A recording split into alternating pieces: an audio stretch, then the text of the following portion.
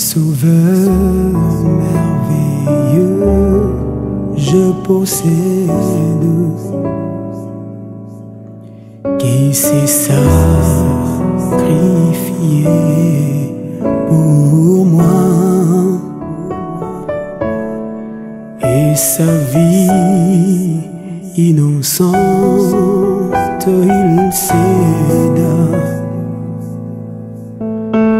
pour mourir sur l'infâme bois, attaché à la croix pour moi, attaché à la croix pour moi. Il a pris mon péché, il m'a délivré.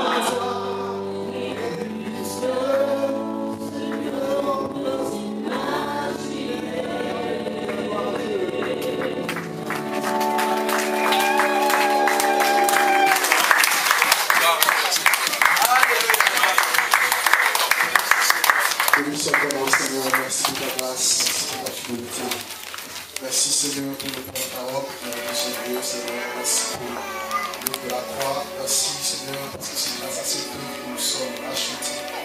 Seigneur, par ton sang précieux, nous pouvons nous tenir dans ta présence, nous pouvons t'adorer, nous pouvons te servir, nous pouvons te chérir. nous pouvons accomplir, Seigneur, les œuvres pour lesquelles tu nous as sauvés d'avance, mon Dieu. Nous pouvons célébrer ta gloire dans le bien-aimé, c'est grâce à l'œuvre de la croix. Seigneur, je veux glorifier ton nom ce soir, cet après-midi. Je veux, Seigneur, glorifier ton nom et ta puissance, car en dehors de toi, il n'y a pas d'autre Dieu. Reçois toute la gloire, la louange et la puissance dans le nom de Jésus-Christ.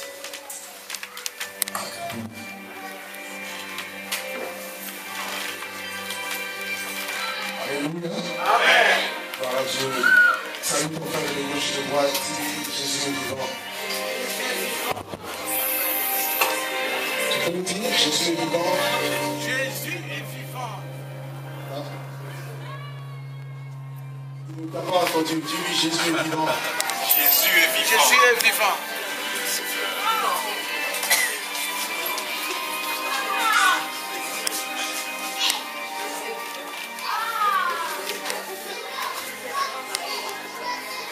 Je rends grâce à Dieu pour cette opportunité qu'il nous donne de pouvoir partager avec nous la parole de Dieu ce matin. Merci à vous, merci à votre grâce, la confiance qui nous témoigne. Et la parole ce matin, sinon cet après-midi, se trouve dans 1 Corinthiens chapitre 1er au verset 18 jusqu'au verset 25.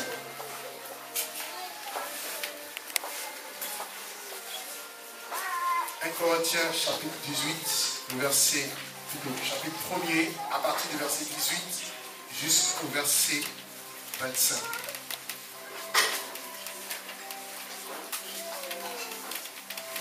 La Bible dit que la prédication de la croix est une folie pour ceux qui périssent.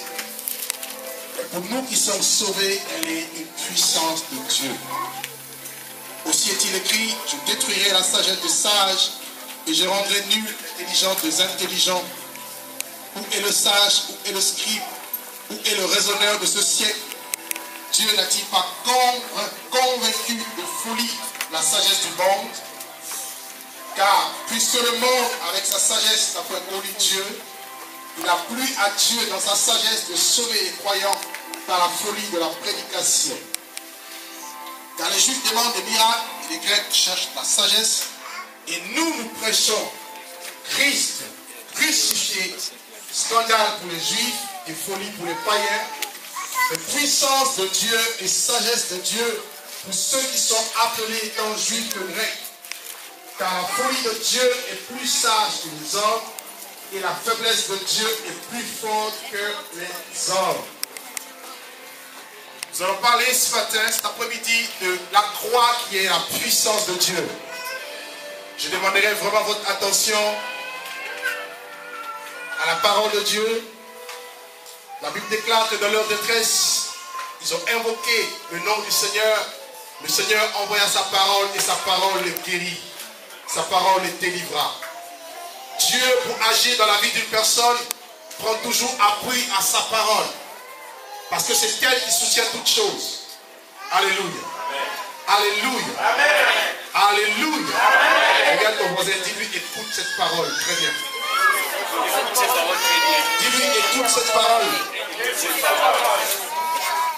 La parole de la croix, la prédication de la croix, je ne serai pas long, qui est une puissance de Dieu pour le salut de quiconque croit.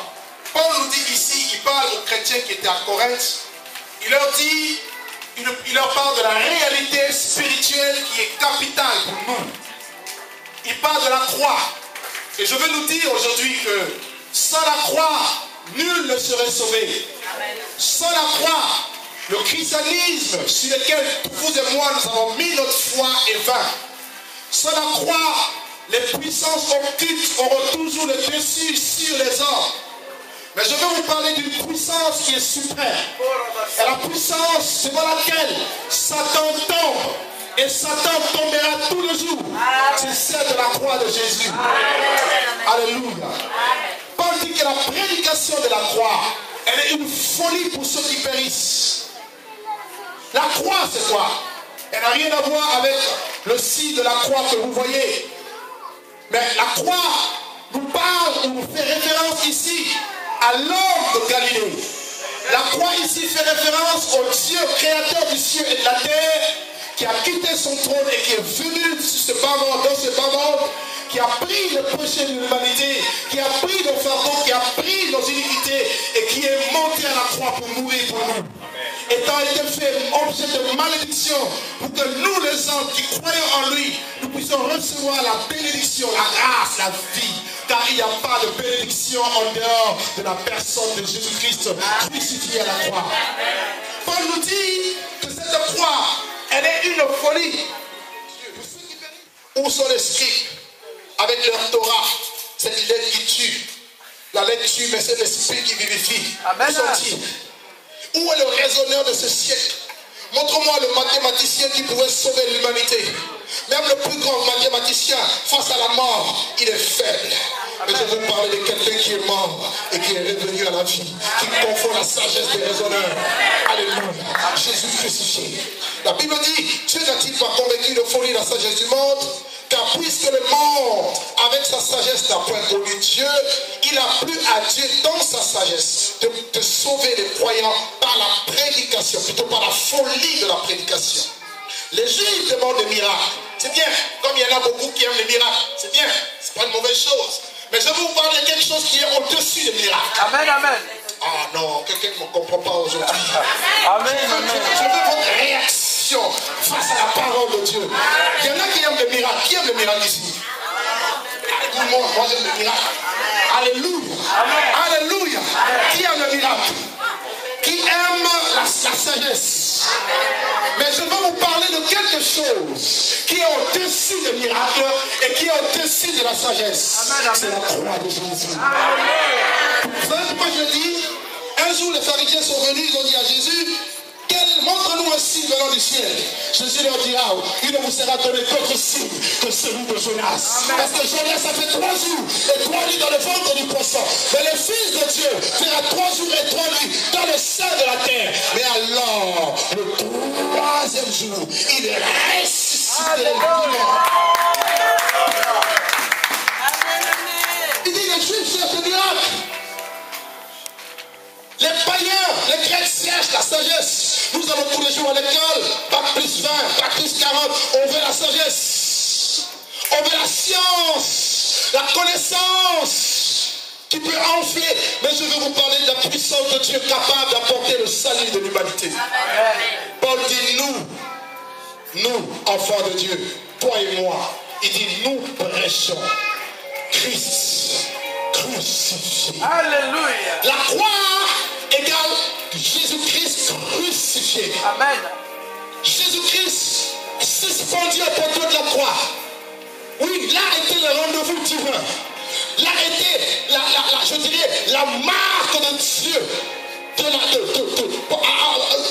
marque de Dieu pour l'amour de l'humanité. Amen. Avant et après la croix, rien d'autre n'a été aussi grand et puissant qui aurait pu supplanter ou sinon substituer, n'est-ce pas, cette œuvre à la croix. Il dit, nous prêchons Christ crucifié. Scandale pour les Juifs. Oui, scandale pour les Juifs. Vous savez pourquoi? Les Juifs s'attendaient à un sauveur qui les délivrerait de la puissance des Romains. Mais lui, il est venu mourir pour eux. En quoi la mort d'un homme peut-elle apporter la délivrance? Mais je peux vous dire une chose. Derrière la mort se cache le mystère de la vie. Amen, amen, amen. Non, quelqu'un ne m'a pas compris. Amen. Avant que quelque chose ne prenne vie, il faut qu'il y ait mort. Je parle prophétiquement à certaines personnes aujourd'hui. Avant qu'il y ait la vie de Dieu manifestée dans ta vie, il faudrait au préalable une mort certaine. Dieu te permettra que tu passes par le chemin de la mort, car c'est le processus de Dieu pour accéder à la vie éternelle. Les Juifs cherchent des miracles, les Grecs cherchent la sagesse. Il dit, nous prêchons Christ crucifié, qui est scandale pour les Juifs. Les Juifs seront toujours scandalisés. Les Grecs seront toujours dans la confusion, dans la folie. Qu'est-ce qui se passe? Mais cette croix, la Bible dit au verset 24, elle est la puissance de Dieu. Amen. Alléluia. Amen, amen. Alléluia. Amen. La croix est la puissance de Dieu et sagesse de Dieu pour celui qui croit. Et dans 1 Corinthiens 2, verset 1er à 2, regardez avec moi.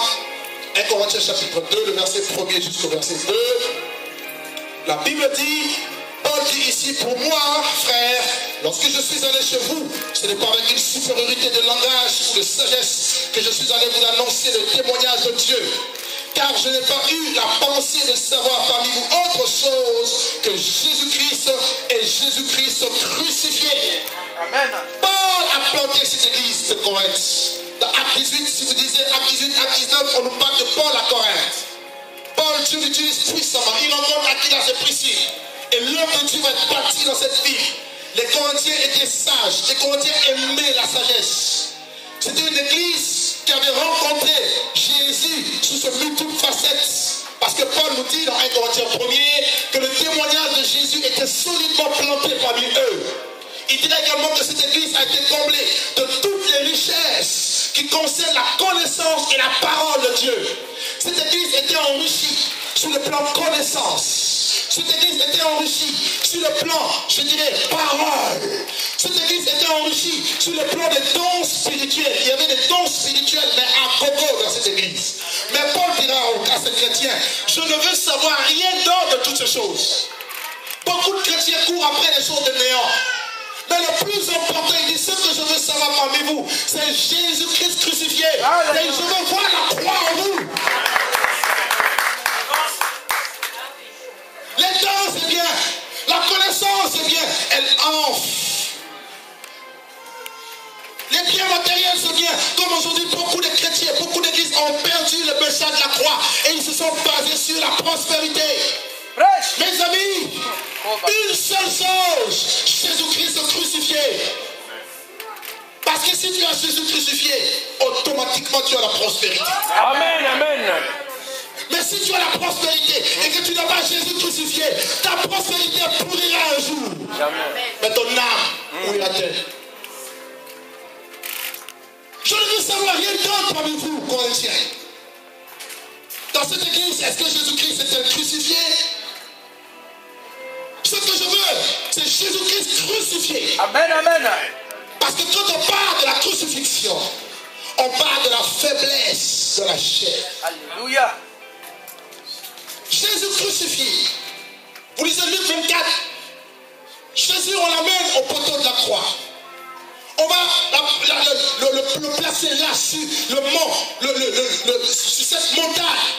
On va le crucifier. Là, cloué de deux mains clouées comme ça. Les pieds cloués.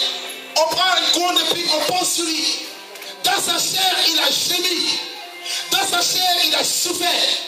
Dans sa chair, il a été rejeté. Dans sa chair, il a été abandonné. Dans sa chair, il a pleuré.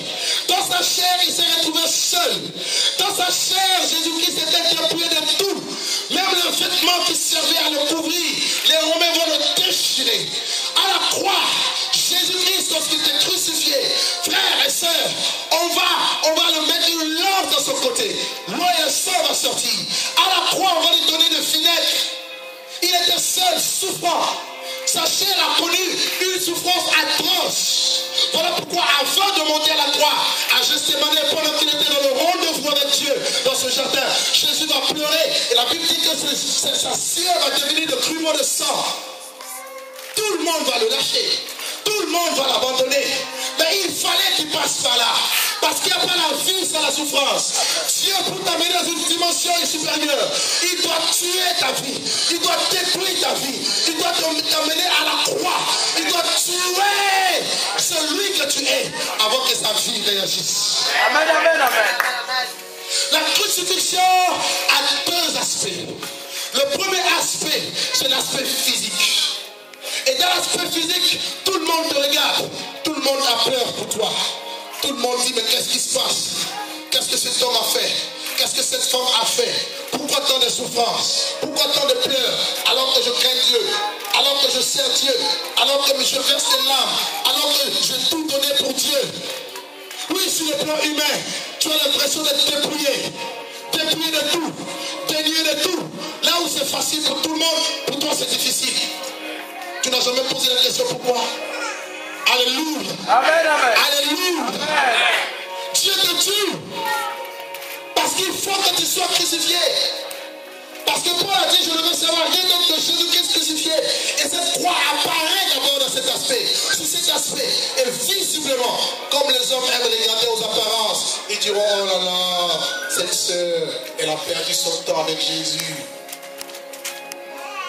15 ans de perdu avec Jésus, 20 ans de perdu avec Jésus. Je veux te dire aujourd'hui, tu ne perds pas ton temps avec Jésus. Non, dis à ton ami, non, je n'ai pas perdu mon temps avec Jésus. Je sais de quoi je parle. Parce que lorsque Dieu te tue, tu as l'impression d'avoir perdu tout ton temps. Mais je te dis, celui qui perdra sa vie à cause de moi, la retrouvera un jour. Amen. Et celui qui voudra sauver sa vie, la perdra. À la croix, tu es là suspendu. Tu es à la scène publique. Tu es sur la scène nationale ou sinon sur la scène internationale. Tout le monde t'humilie. Tout le monde jette l'opprobre sur toi. Tout le monde te regarde d'un air méprisant. Méprisé, abandonné des hommes, nous dit Ésaïe 53. Homme de couleur, habitué à la souffrance. Nous l'avons dédaigné, nous l'avons pris, nous avons fait de lui aucun cas. Nous l'avons méprisé. Mais cependant, ce sont nos douleurs qui s'est chargé. Il a pris nos péchés. Il a pris nos douleurs. Il a pris nos infirmités. Il a pris nos maladies. Il est monté à la croix avec. Mais voilà comment les hommes vont dire. Il est maudit. La Bible dit même, il a été mis au nombre de malfaiteurs. Pendant qu'on citait le nom de voleur, on a cité le nom de Jésus parmi la liste de voleurs. Mais il n'était pas voleur. On peut te citer parmi le nom de malfaiteurs. Mais tu n'es pas malfaiteur. Tu n'es pas voleur. Tu n'es pas menteur. C'est la croix que tu es en train d'expérimenter, la dimension de la mort. Parce qu'il faut que ta chair souffre, il faut que ta chair soit flagellée, il faut que ta chair pleure, il faut que ta chair soit brisée. Et ça fait très mal. Tu pleures, tu gémis. Mon Dieu, où es-tu? Pourquoi m'as-tu abandonné? Tu as l'impression que tu pries, Dieu ne te répond pas. Patiente encore quelques instants, encore un peu de persévérance, ton Dieu viendra. Car il est écrit, quiconque invoquera le nom du Seigneur, celui-là sera sauvé. Il n'est personne qui ait invoqué le nom de Jéhovah Jireh, le Dieu de gloire. Il n'est jamais vu la main de Dieu. La Bible dit, si tu crois, tu verras la gloire de Dieu. Même lorsque Lazare est dans la tombe, Jésus dit à Marie, si tu crois et à Marc, tu verras la gloire de Dieu. Et la gloire de Dieu dans la vie de Lazare ne s'est pas révélée avant la mort. Il fallait que Lazare meure. Il faut que ton Lazare meure afin que la gloire de Dieu soit révélée. Amen. Amen. Amen. Souffrant, gémissant, pleurant, posant des questions à lui-même. Qu'ai-je fait pour mériter cette situation? C'est peut-être ton cas. Mais la Bible dit, pendant que Jésus était crucifié à la croix, il y avait quelque chose qui s'est passé. Sur le plan spirituel, la croix a toujours une conséquence positive. Sur le plan humain, l'homme regarde à ce qui frappe les yeux. On a l'impression que ton appel ne va jamais se décoller un jour. Les prophéties que tu as reçues, tu ne verras jamais ces choses s'accomplir dans ta vie. Tiens ton ami, ce n'est qu'une impression. Ce n'est qu'une impression. Ah, tu ne veux pas dire, dis-lui, ce n'est qu'une impression. Ce n'est qu'une impression. La réalité est autre. Parce que pendant que la chair souffre, l'esprit est en train de grandir. Oh, quelqu'un ne m'a pas compris ici.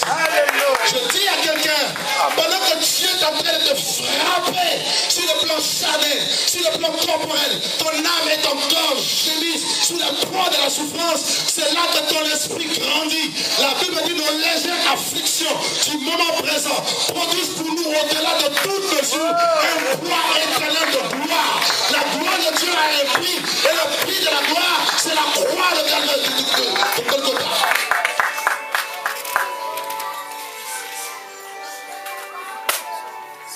Nos souffrances du temps présent ne seront être comparables à la gloire à venir qui sera révélée pour nous. Amen. Imaginez un peu Jésus, le Fils de Dieu. Et tel il est, tel nous devons être. Tel il est, tel aussi nous serons. Le disciple n'est pas plus que le maître. Et tout disciple accompli sera comme le maître. Amen. Le maître a souffert. Tu dois souffrir. Le maître est passé par la croix. Attelle-toi de ta croix. Charge-toi de ta croix chaque jour. Et tu verras la gloire de Dieu. Non seulement dans ce bas monde, mais aussi là-haut. Parce que nous serons dans le lieu de félicité. Ça sera la gloire éternelle. Après l'enlèvement de l'église, frère, chacun de nous aura une dimension de gloire que Dieu lui donnera. Il y en a qui vont briller comme les étoiles du ciel, nous dit la Bible. Il y en a qui vont avoir des couronnes sur leur tête. Il y en a qui vont resplendir comme le soleil. Il va y avoir des dimensions de gloire, des dimensions d'autorité, de gloire dans le ciel. Mais avant cela, il faut que tu souffres. Il faut que tu apprennes à souffrir. La Bible dit, il a appris, bien qu'il soit fils, l'obéissance par la souffrance.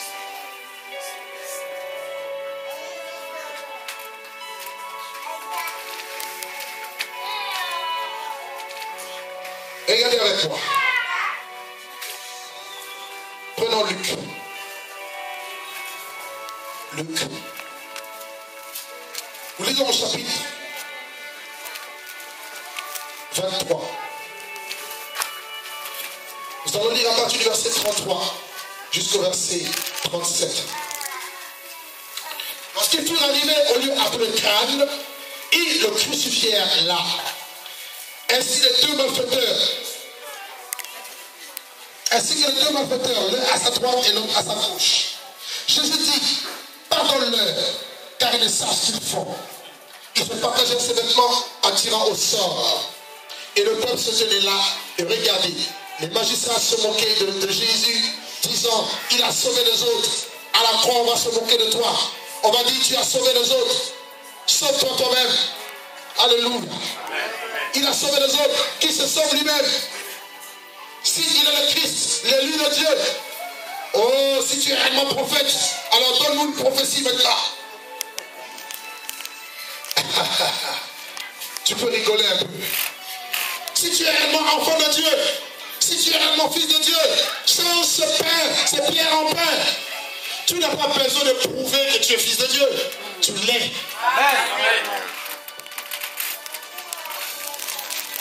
Les hommes et les femmes qui cherchent à prouver, ce sont des personnes qui ne sont pas ce qu'ils sont. Est-ce que le président François Hollande a besoin de prouver qu'il est président? Non. Que tu l'acceptes ou pas, il est président. Amen. Toi aussi, parce que tu as reçu Jésus, la Bible dit à tous ceux qui l'ont reçu, à ceux qui croient en son nom, la parole l'a donné le pouvoir de devenir enfant de Dieu. Ceux qui sont les noms de la chair, ni de la volonté de l'homme, mais de Dieu. Tu es enfant de Dieu. Dis, je suis enfant de Dieu. Je suis enfant de Dieu. Je suis fille du roi. Je suis fils du roi. Je suis fils du roi. Je suis fils du roi. Alors tu peux marcher la tête haute. Si tu es fils de Dieu, sauve-toi. Que personne ne te sorte de la croix. Chacun de nous a une croix. Accepte-la.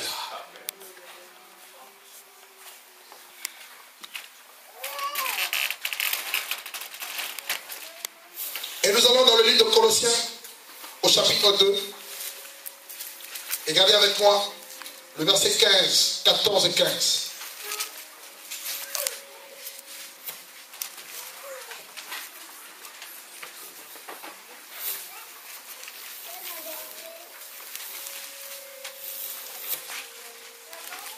Colossiens chapitre 2, verset 14 à 15. Il est dit, il, en parlant de Jésus, a effacé l'acte dont les ordonnances condamnaient et qui subsistait contre nous. Et il a éliminé en le clouant à la croix.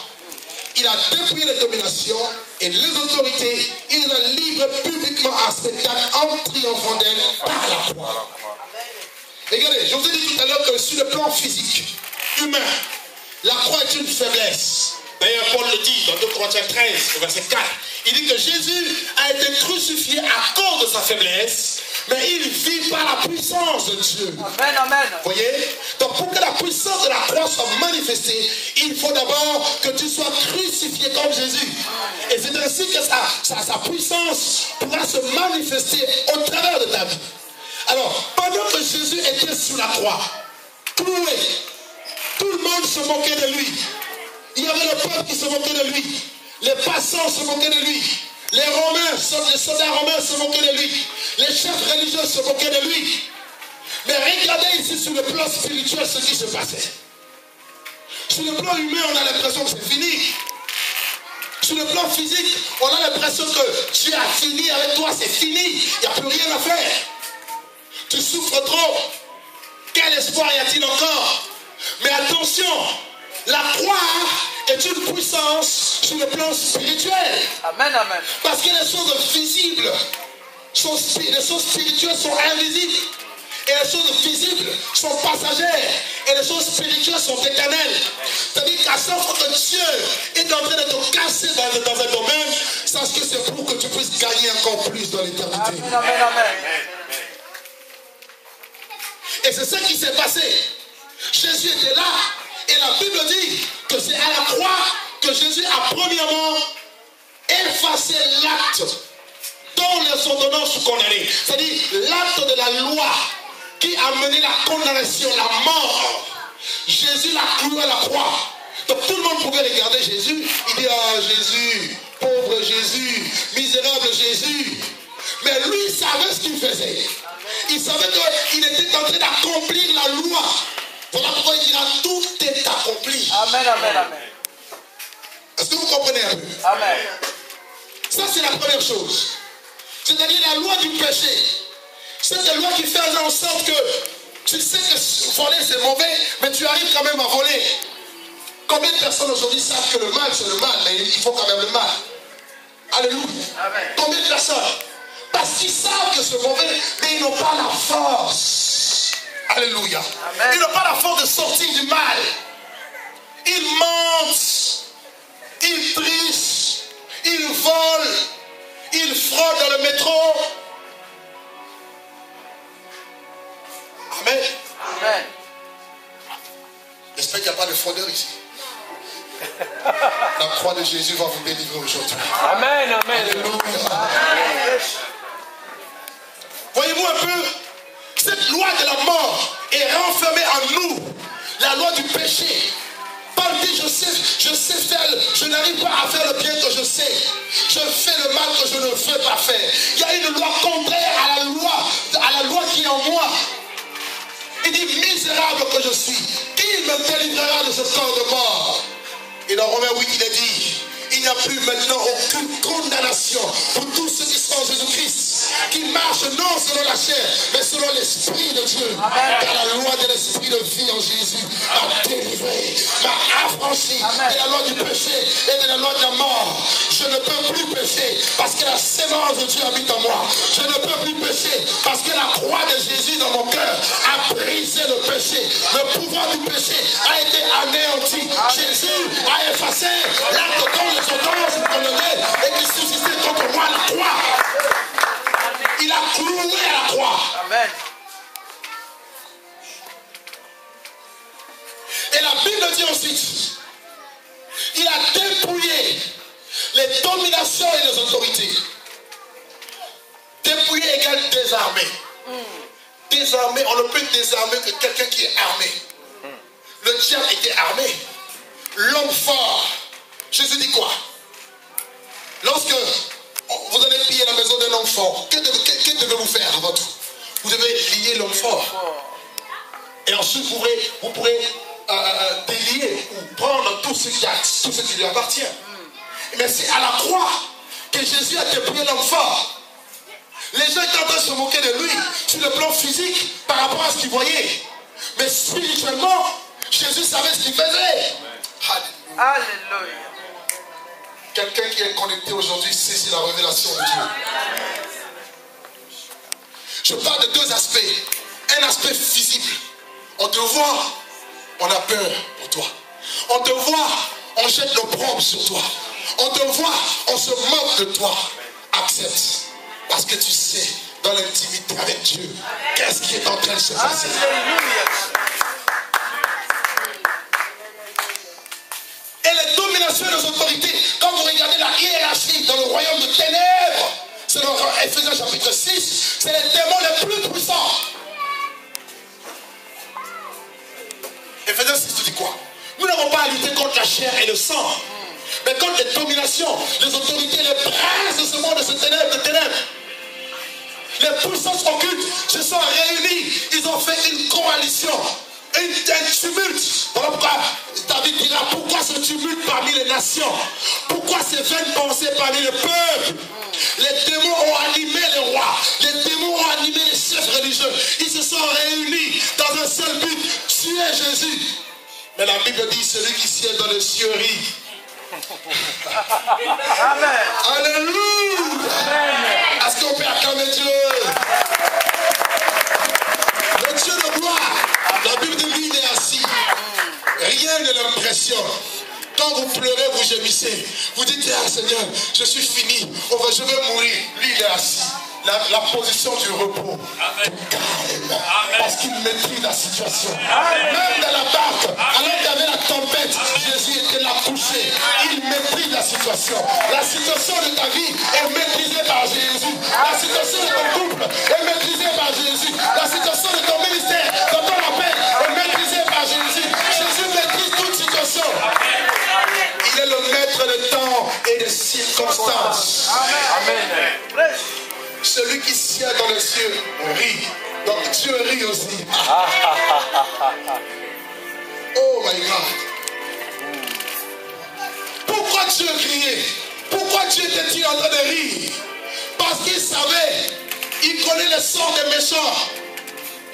Les méchants s'agitent pour un temps, mais leur fin est déjà certifiée. Amen. Amen. Je veux dire à quelqu'un aujourd'hui, tes ennemis peuvent se lever, ils peuvent s'agiter, mais la fin de ta vie est entre les mains de Dieu. Oui, il connaît la finalité de ta vie. Il est le commencement et le dernier. Il dit dans Apocalypse 1, je suis le premier et le dernier, le vivant. J'étais mort et je suis vivant. Au siècle des siècles, je tiens les clés de la mort et du séjournement. Personne ne dérobe à ses yeux. Il était en train de la dépouiller. Quel est le démon qui te fatigue? Quelle est cette maladie qui te fatigue? Jésus à la croix l'a déjà dépouillé il y a 2000 ans. Amen. Dis à ta situation, tu as été déjà vaincu. Dans Apocalypse 12, on dit, ils l'ont vaincu à cause du sang de Jésus et à cause de la parole de leur témoignage. Ce n'est pas une victoire que tu dois rechercher. C'est une victoire que tu dois croire. Parce qu'elle est déjà accomplie. Il dit, tu es Pierre. Sur ce roc, je bâtirai mon église. Et les portes de l'enfer ne prévaudront point contre elle. C'est-à-dire, les satanistes peuvent venir. Si toi, tu es vraiment enfant de Dieu, si tu es réellement basé sur Jésus-Christ crucifié, ils te feront la guerre. Ils ne te vaincront. Amen.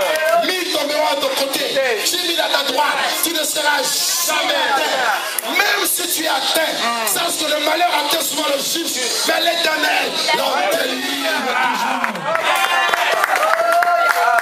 Son nom est la délivrance.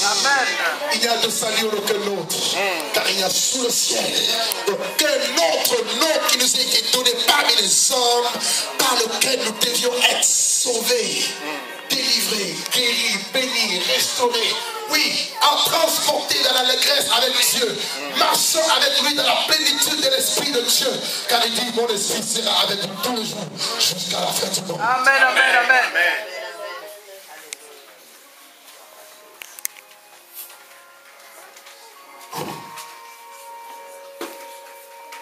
J'aime la croix. Amen. Vous savez pourquoi?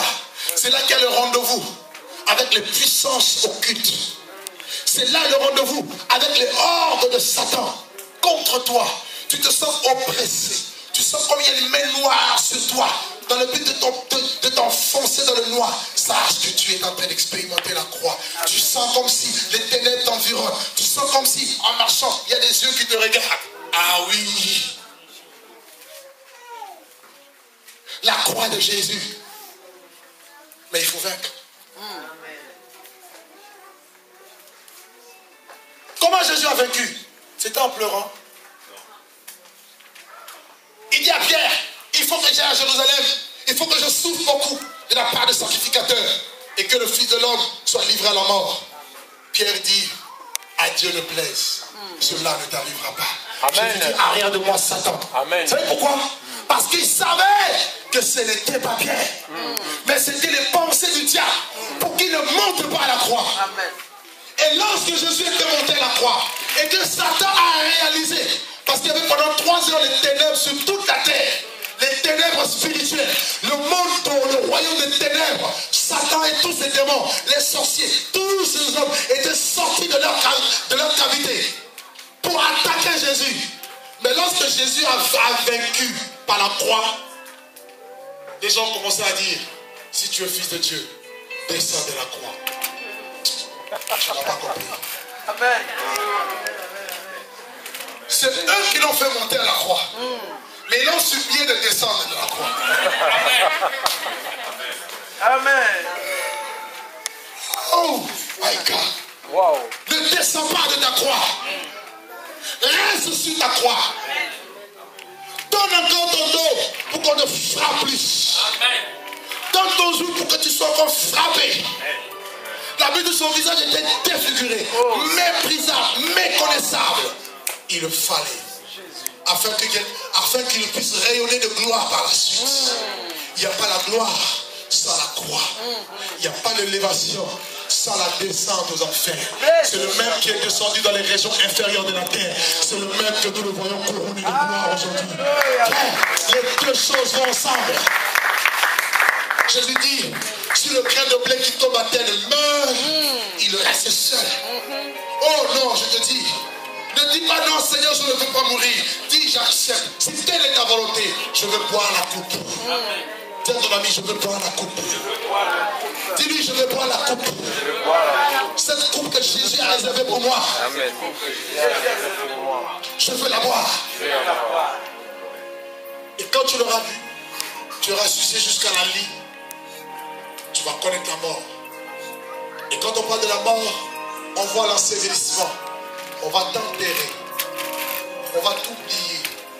Personne ne saura que, tel a existé. On va te mettre comme dans les oubliettes. Tout le monde va fermer les nez. Il sent mauvais, Lazare. On veut s'approcher de Jonas. Il sent mauvais, Jonas. Mais attention, Jonas a un nom prophétique. Alléluia. Alléluia. Amen. Oh non, c'est fini pour elle. Le temps de miracle qu'elle avait, c'est fini. Le temps de prophétie qu'elle avait, c'est fini. Le temps de miracle qu'elle avait, la grâce que Dieu avait déposée sur lui, c'est fini. Aimez que les gens disent que c'est fini. Mais n'aimez pas quand tu dis que c'est fini. Les gens disent de Job, c'était fini. Mais Job a levé les yeux, il a dit, je sais que mon Rédempteur est vivant et qu'il se lèvera le dernier sur la terre. Pour tous ceux qui vivent, il y a de l'espérance. Jésus est ton espoir. La Bible dit, Christ en nous, c'est l'espérance de la gloire. Même si tu es dans le tombeau, sache qu'il y a la promesse de la résurrection. Son nom, c'est la résurrection et la vie. Celui qui croit en moi vivra, même s'il meurt. C'est ça la croix. Il n'y a pas la croix, c'est la mort. Jésus est mort pour nos péchés. Et il ne s'est pas arrêté là. Il est resté 3 jours. Amen. 3 jours sur la terre. 3 jours dans la captivité. 3 jours dans la tombe. Mais le 3e jour, sans le secours d'aucun homme, ils ont mis des gardes. Ils ont dit on va engager des gardes pour qu'ils puissent garder l'entrée, pour que Jésus ne sorte pas. Ils ont voulu défier la parole de la croix. La croix est une puissance. Cette puissance ne dépend pas de l'armée. Cette puissance dépend de Dieu. Ils ont engagé des gens. Ils ont mis une grosse pierre. Ils ont mis devant la tombe. Ils ont mis des gardes. Ils ont mis. Mais quand Jésus était ressuscité, personne ne savait quand est-ce qu'il était ressuscité. Amen. Personne ne saura le jour de ton miracle. Personne ne saura le jour de ta résurrection. Personne ne le saura. Parce que Dieu lui-même viendra. À un temps que personne ne sait. Et le miracle viendra. La puissance de Dieu sera manifestée. Dieu n'a fait qu'envoyer un ange pour rouler la pierre, pour que les femmes puissent constater avec leurs aromates qu'il n'était plus dans le tombeau. Amen. Pourquoi cherchez-vous parmi les morts celui qui est vivant? Prêche. Il est vivant. C'est vrai. N'allez pas au cimetière le chercher. N'allez pas dans les tombes pour le chercher. N'allez pas en Égypte chercher, je ne sais pas, les tombes des pharaons pour le chercher. Il n'est pas dans ces choses. Il est ressuscité. N'allez pas non plus à Jérusalem. Allez dans la tombe de Jésus, dit j'ai senti l'onction. Il n'y a pas d'onction dedans. L'onction se trouve dans le nom de Jésus. Alléluia.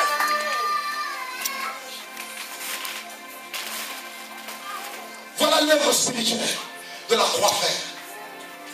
À chaque fois que tu pleures, tu es en train de faire quelque chose de puissant. Tu es en train de former un être glorieux qui va sortir.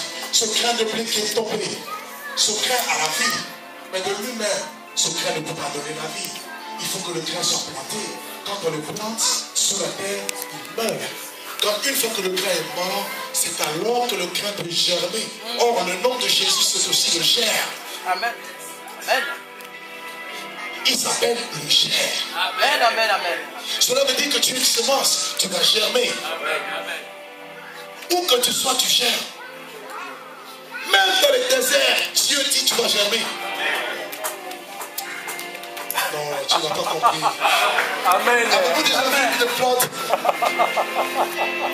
Même dans le désert, tu vas germer. Amen. Parce qu'il y a la puissance de Dieu. Amen. Il y avait un homme comme Joseph. Joseph avait la puissance de la résurrection avec lui. Partout où il allait, il trouvait grâce. Même quand on l'a accusé faussement, il s'est retrouvé en prison. Il n'avait rien fait. Les gens se sont levés. Ah, il a couché avec la femme de Potiphar. Ah, ceci. Il a dit que ce n'était pas vrai. Personne ne l'a cru. N'attendez pas à ce que les hommes vous croient. Je veux vous dire, il y a un témoignage qui est plus grand que le témoignage des hommes. C'est le témoignage de l'Esprit de Dieu. C'est quand l'Esprit témoigne de toi, personne ne pourra dire le contraire.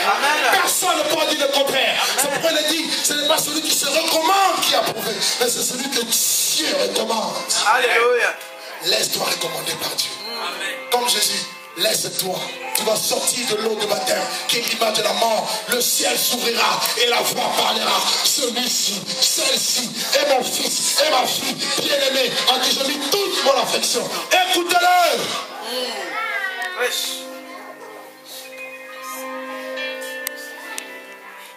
Le troisième jour, Jésus est ressuscité des morts. Amen. Et cette puissance a germé. Cette puissance se répandue.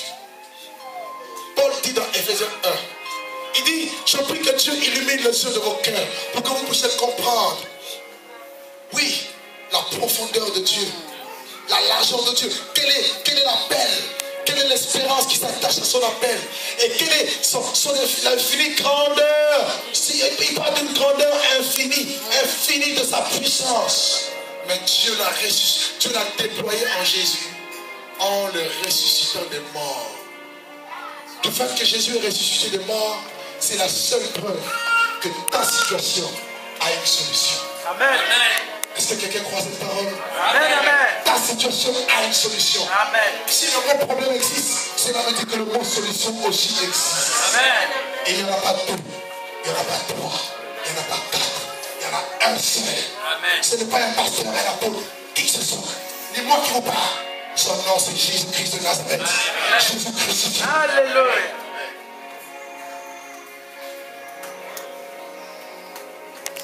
Comprenez pourquoi Paul a compris cette puissance. Il dit, ah, des choses qui étaient pour moi des gains, je les ai regardées comme de la boue, comme une perte à cause de l'excellence de la connaissance de Jésus-Christ, mon Seigneur. Il dit, j'ai renoncé à toutes ces choses. Il dit, j'ai été crucifié avec Jésus. Si je vis, ce n'est plus moi qui vis. C'est Christ crucifié. Amen. Alléluia. Est-ce qu'on peut voir Jésus crucifié en toi? Amen. Lorsque Jésus crucifié vit en toi, il tue la chair, il tue les passions de la chair. Tous ceux qui sont à Jésus ont crucifié la chair et leur passion, nous dit la Bible. Tu vas crucifier les passions. Si Dieu te dit aujourd'hui tu jeûnes, tu jeûnes. Si tu dis aujourd'hui tu pries toute la nuit, tu pries toute la nuit. Parce que tu ne t'appartiens plus. Tu appartiens à celui qui est mort et ressuscité pour toi. Elle est ressuscitée, vit. Il est réel, il est spirituel, il vit et il marche au milieu de son peuple. Il veut marcher au milieu de son peuple. Mais le problème, c'est que nous ne lui laissons pas la place. Le problème de beaucoup de chrétiens, c'est que c'est la chair qui prend les dessus. Comme les chrétiens des Galates. Oh, Galates dépourvus de sens. Qui vous a façonné? Qui vous a ensorcelé? Vous, aux yeux de qui Christ a été peint comme crucifié. Après avoir commencé dans l'esprit, voulez-vous finir par la chair? Les querelles, les jalousies, les disputes, les murmures, c'est ceci, le cela.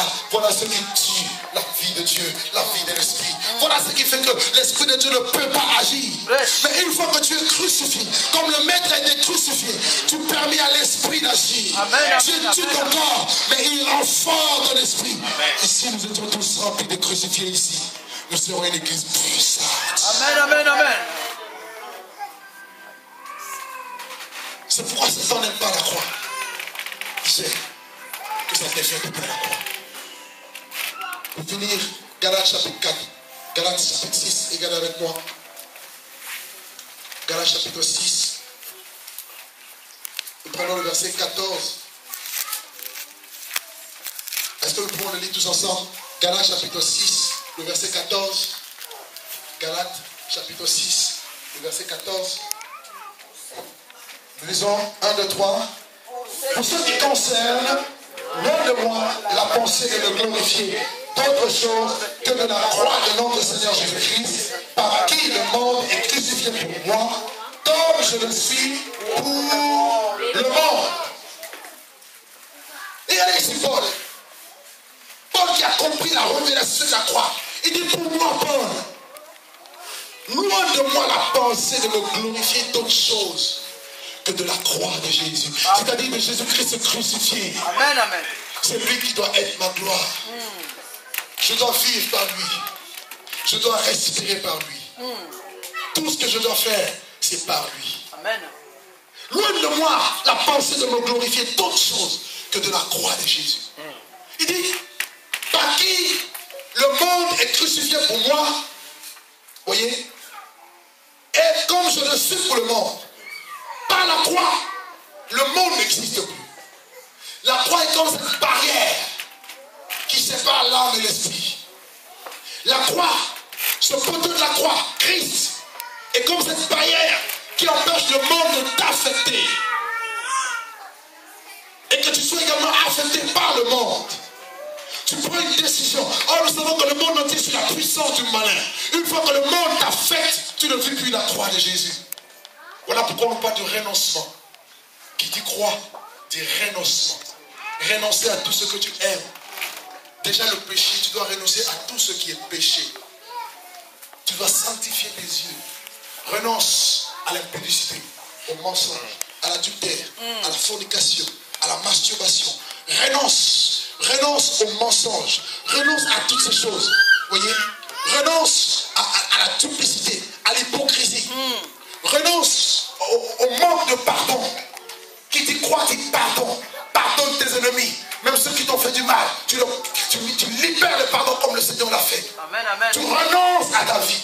Tu renonces même à ta propre vie. C'est-à-dire, si Dieu vient te donner l'ordre d'arrêter ton travail et de le servir à temps plein, tu le fais. Si Dieu vient, il te donne un ordre à toi seul, parce qu'il ne demande pas toujours les mêmes choses à tout le monde. Tu dois obéir. C'est ça le renoncement. Plus tu renonceras à ta vie, plus ce qui est précieux en toi sera vil. Tu deviendras la bouche de Dieu. Amen, amen.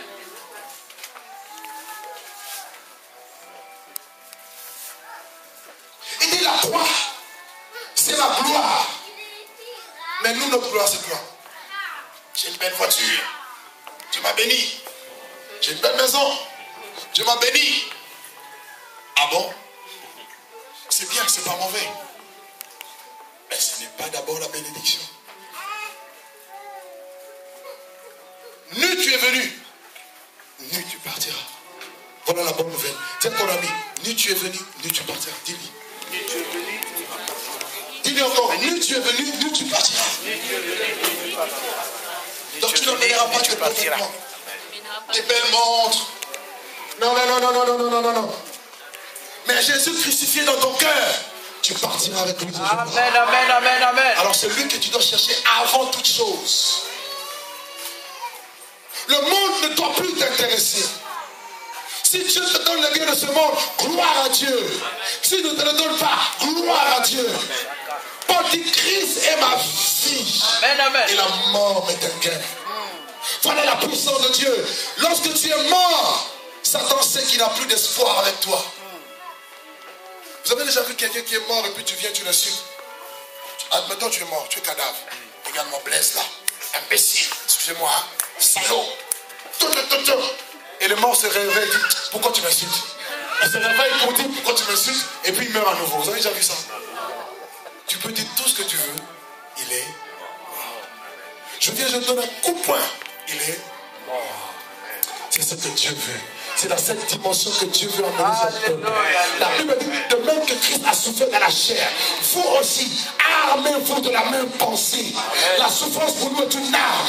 Un chrétien qui est prêt à souffrir, même si tu perdais tout, ta femme, tes enfants, les biens de ce monde, même si tu perdais ta vie, une chose est sûre, personne ne m'arrachera. Jésus que j'ai dans mon cœur.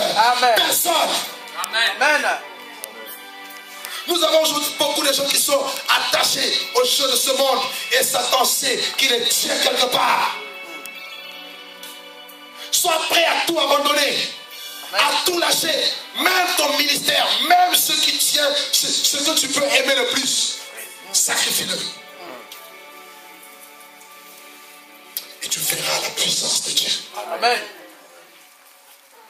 Ayez en vous les sentiments qui étaient en Jésus, qui existant en forme de Dieu, n'a pas regardé son égalité avec Dieu.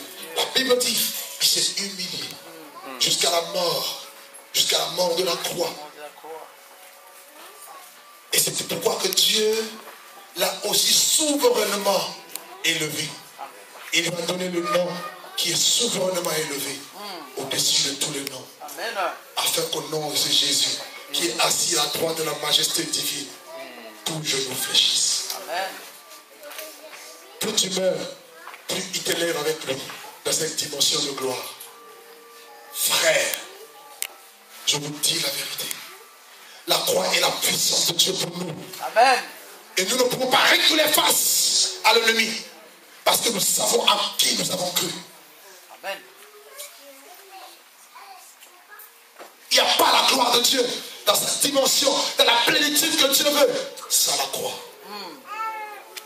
Mais si je pose la question, qui sont ceux qui veulent la croix? Qui veulent vivre la croix? Ah non, il ne faut pas dire nous, il faut dire moi. Moi. Jamais généraliser.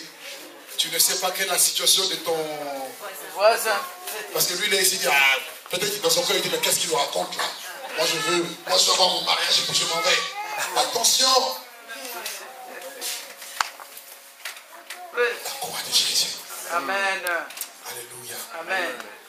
Levons-nous dans sa présence.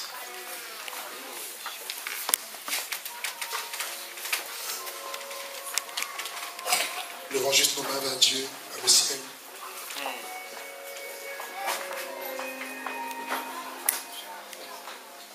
Une personne, pendant que la parole était prêchée, tu as réalisé dans ton cœur à quel point Dieu t'aime, à quel point Dieu t'a aimé, qu'il a donné sa vie pour toi. Aujourd'hui, tu es en train dans ton cœur de prendre la décision de marcher vraiment avec lui. Tu as pris un temps de jeûne et prière et tu as demandé à Dieu une révélation nouvelle de sa personne. Tu as demandé à Dieu que Dieu se révèle à toi d'une manière différente dans ta vie. Tu es là. L'Esprit de Dieu a entendu ta prière. Et Dieu te dit, tu vas voir sa gloire se manifester dans ta vie. Dieu veut casser l'orgueil en toi.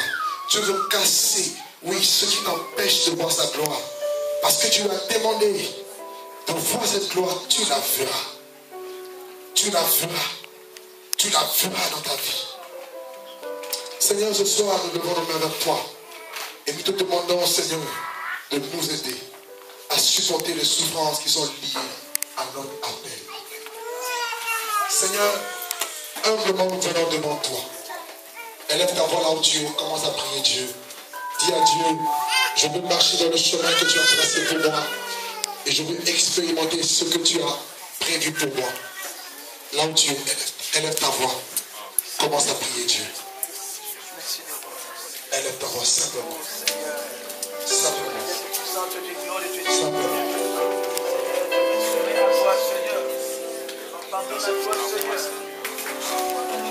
Toi qui as accepté, Seigneur, mourir, crucifié, Ce soir, Seigneur, humilié, Seigneur.